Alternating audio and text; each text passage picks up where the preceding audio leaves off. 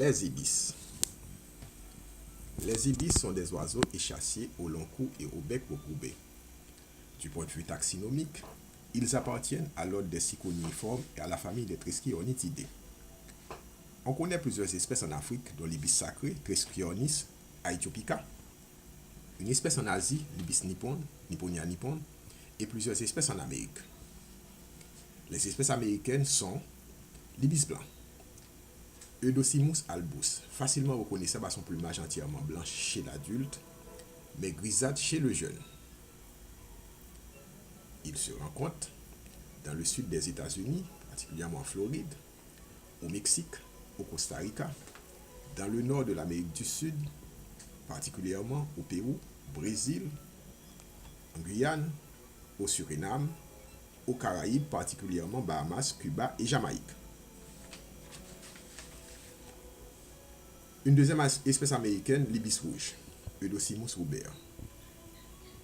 Elle se reconnaît par son plumage entièrement rouge.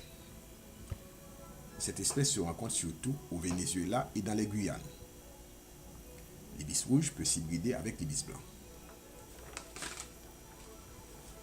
Une troisième espèce américaine, l'ibis falcinelle, Plégadis falcinellus, dont le plumage apparaît noir au loin, mais en réalité d'une couleur rouille. C'est l'espèce rencontrée en Haïti, avec une population importante au printemps dans les zones de Tomazo et de petites rivières de l'Artibonite. On peut l'observer également en migration sur les côtes méditerranéennes en Europe, en Australie et dans le sud-est de l'Afrique.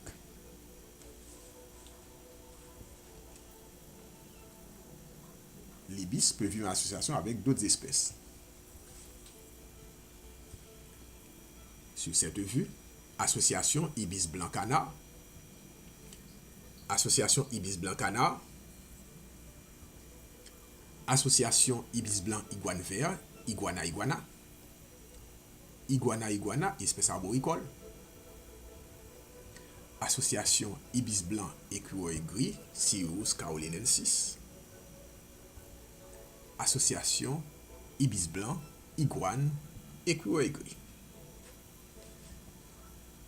association ibis falcinelle poule d'eau tête rouge, Gallinola chloropus. Du point de vue biométrique, l'ibis falcinelle, par exemple, présente une taille allant de 48 à 66 cm, une envergure allant de 80 à 95 cm et un poids oscillant entre 500 et 800 grammes. La longévité de l'ibis est d'environ une vingtaine d'années. L'habitat de l'ibis est représenté par les plans d'eau, en particulier des rizières, comme on voit sur cette vue, des marécages,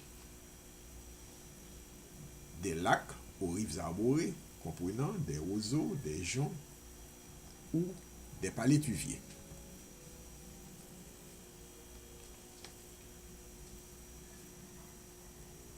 L'alimentation de l'ibis se compose de mollusques, de vers, d'insectes aquatiques et terrestres, tels que des coléoptères, des sauterelles, des grillons, des crustacés comme les crabes, les crevettes, des amphibiens comme les grenouilles et même de petits poissons comme la carpe commune, espèce très utilisée en Haïti. Cette espèce est très utile aux agriculteurs. Du point de vue de la reproduction, l'ibis falcinelle niche dans les arbres entre mai et juillet en Haïti. La femelle pond annuellement 3 à 4 œufs et la période d'incubation dure environ 3 semaines.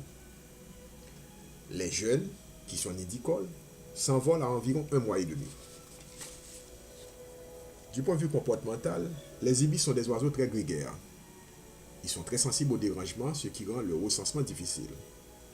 Leur vol peut atteindre 40 km/h. Ils sont chassés par l'homme pour leur chair et en bon goût en particulier, ceux qui consomment des crevettes. Leur population se réduit par le drainage des zones humides, d'où ils tirent leur nourriture, l'agriculture intensive réduisant les arbres qui leur servent de lieu de reproduction, la pollution des eaux par les engrais et les pesticides, la chasse excessive pour l'exploitation des plumes ou pour la consommation.